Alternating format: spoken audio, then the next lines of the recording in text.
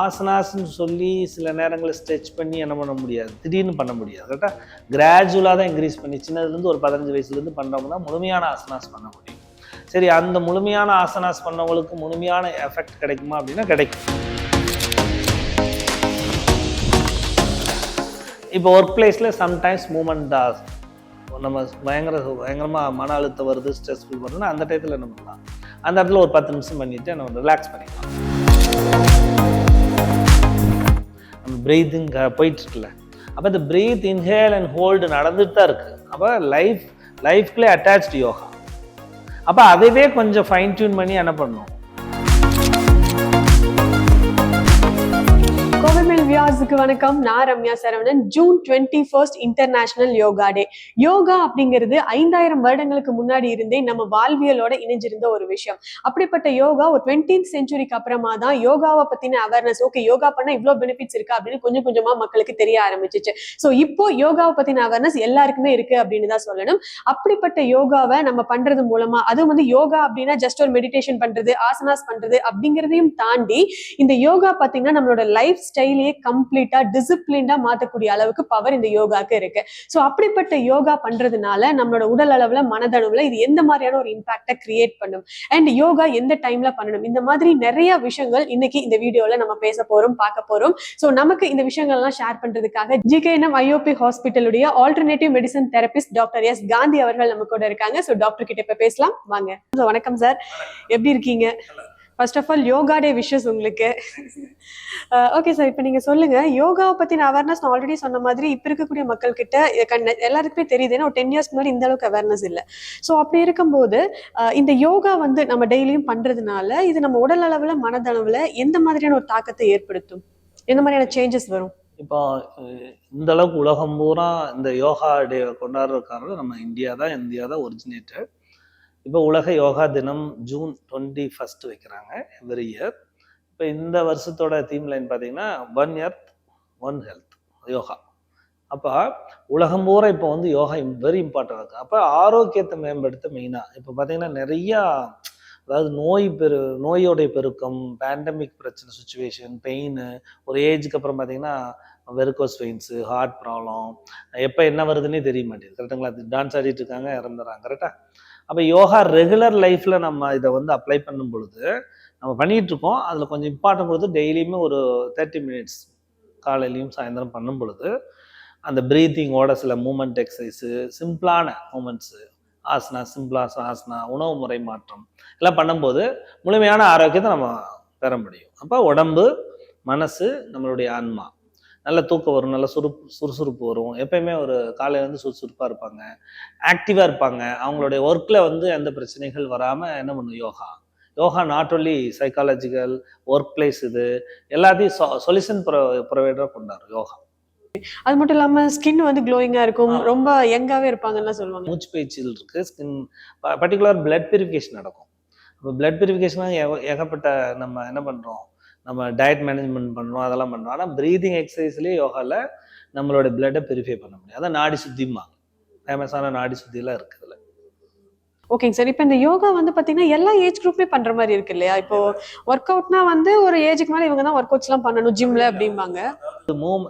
இப்போ நான் சொல்லிக் கொடுக்கறது எல்லா ஏஜ் குரூப்பும் பண்ணலாம், குழந்தைகள்லேருந்து கடைசி. ஏன்னா ஆசனாஸ்ன்னு சொல்லி சில நேரங்களில் ஸ்ட்ரெச் பண்ணி என்ன பண்ண முடியாது, திடீர்னு பண்ண முடியாது. கரெக்டாக கிராஜுவலாக தான் இன்க்ரீஸ் பண்ணி சின்னதுலேருந்து ஒரு 15 வயசுலேருந்து பண்ணுறவங்க தான் முழுமையான ஆசனாஸ் பண்ண முடியும்.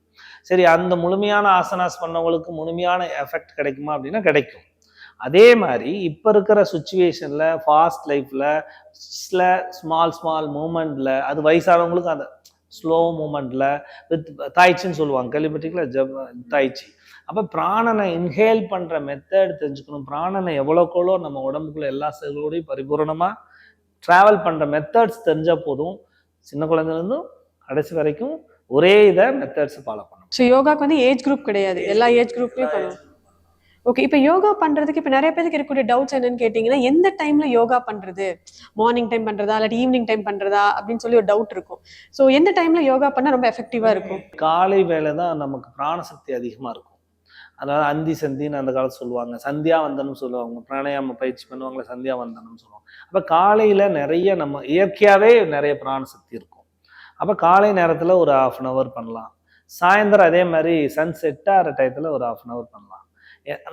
நம்ம காற்று உள்ள இடங்கள்ல பண்ணுறது நல்லது. நல்ல வீட்டில் எல்லா இடத்துலையும் நிறைய ஜன்னல்ஸ் காற்று வர இடத்துல கொஞ்சம் நேரம் பண்ணலாம். இல்லை தியானம் பண்ணலாம் சாயந்தரம் நேரங்களில். இந்த மாதிரி மார்னிங்கும் ஈவினிங் பண்ணுறது நல்லது. இப்போ ஒர்க் பிளேஸில் சம்டைம்ஸ் மூமெண்ட் நம்ம பயங்கரமாக மன அழுத்தம் வருது, ஸ்ட்ரெஸ்ஃபுல் வருதுன்னா அந்த டயத்தில் என்ன பண்ணலாம், அந்த இடத்துல ஒரு 10 நிமிஷம் பண்ணிட்டு நம்ம ரிலாக்ஸ் பண்ணிக்கலாம். அந்த டயத்தில் நம்ம இன்ஹேல் பண்ணலாம் எனர்ஜி. பொதுவாக காலையிலையும் சாயந்தரம் பண்ணது நல்லது. ஓகே, மார்னிங் இல்லாட்டி ஈவினிங் பண்ணுறது ரொம்ப ரொம்ப நல்லது, எஃபெக்டிவாக இருக்கும்.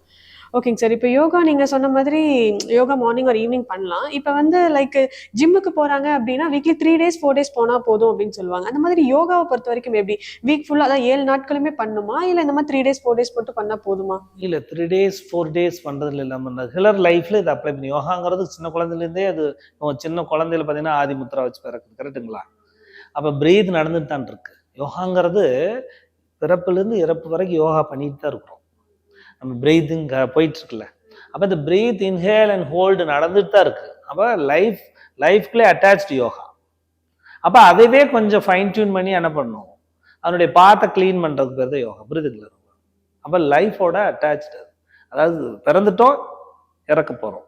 இந்த பிரசவத்துக்கு இடையில இருக்கிற அத்தனை இதுலேயும் நம்ம பண்ணுற அதுவாக இயங்கிட்டு இருக்கிறதுக்கு கொஞ்சம் ஃபோக்கஸ் பண்ணி என்ன பண்ணுறோம், அதுவாக எங்கிட்ட தெரியல.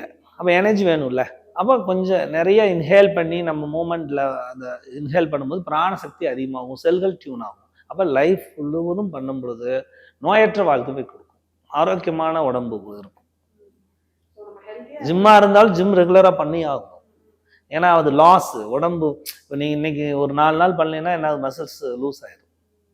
அது எந்த எக்ஸசைஸும் நம்ம எப்படி டெய்லியுமே சாப்பிட்டுட்டு இருக்கோம், 3 நேரம் சாப்பிட்றோம்ல, அந்த மாதிரி தான் நம்மளுடைய உடம்பையும் ஆரோக்கியமும் டெய்லியுமே நம்மளை பாதுகாக்கும். ஓகே, நம்ம எப்பவுமே ஹெல்த்தியா இருக்கணும் அப்படின்னா அப்போ டெய்லியுமே யோகா பண்றது கம்பல்சரி அப்படின்னு டாக்டர் சொல்லியிருக்காங்க.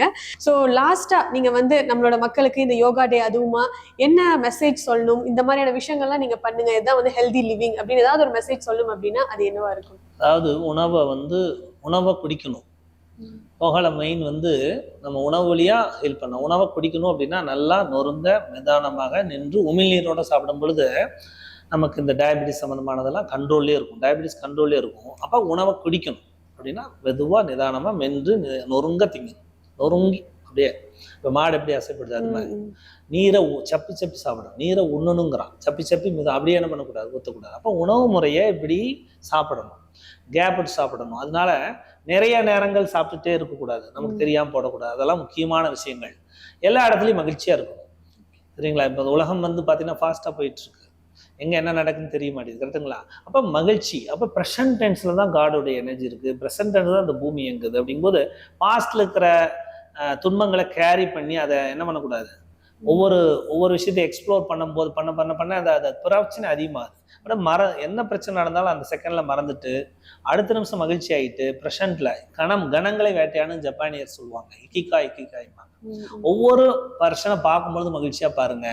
புதுசான வாள்களை பார்க்கும்போது நம்ம மகிழ்ச்சியா பேசிட்டு மகிழ்ச்சியா இருக்கும் பொழுது நம்மளோட மனசு உடம்பு எல்லாம் ஹெல்த்தியாவே இருக்கும், நல்ல தூக்கம் வரும். காலையில இருந்து மகிழ்ச்சியாவே இருந்து பாருங்க, தூக்கம் இருக்கும். அது ப்ரெசன்ட் டென்ஸ். எதிர்கால பயம் வேணாம், பாஸ்ட் கவலையும் வேண்டாம். யோகாங்கிறது நம்மளோட செல்களுக்கு டேமேஜ் பண்ணக்கூடாது, நம்ம உடம்புக்கு டேமேஜ் பண்ணக்கூடாது, அடுத்தவங்களை டேமேஜ் பண்ணக்கூடாது, இடத்த டேமேஜ் பண்ணக்கூடாது. அதுதான் யம நியம கோட்பாடுங்கிறாங்க. ஏன் யார் யம நியமங்களை கோட்பாடுகளை வரணும்னா அவங்களே யோகா அற்புதமா அதுவே இயங்கும், சரிங்களா? அதான் yoga. Super sir, super. So once again thank you so much sir, இவ்வளோ விஷயங்கள் இன்னைக்கு எங்களுக்காக சொன்னதுக்கு thank you so much. So sir சொன்ன மாதிரி அந்த விஷயங்கள் எல்லாத்தையும் நம்ம கண்டிப்பாக ஃபாலோ பண்ணணும். அதே மாதிரி அவர் சொல்லி கொடுத்த யோகாவை நம்ம டெய்லியும் ஃபாலோ பண்ணோம்னாவே போதும், நம்ம ரொம்ப நாளைக்கு ரொம்ப ரொம்ப ஹாப்பியாகவும் ஹெல்த்தியாகவும் நம்மளாலையும் இருக்க முடியும். ஸோ எஸ் வியூவர்ஸ் எல்லாருக்கும் கோவை மெயில் சார்பாக international yoga day wishes. Thank you. Thanks. நன்றி.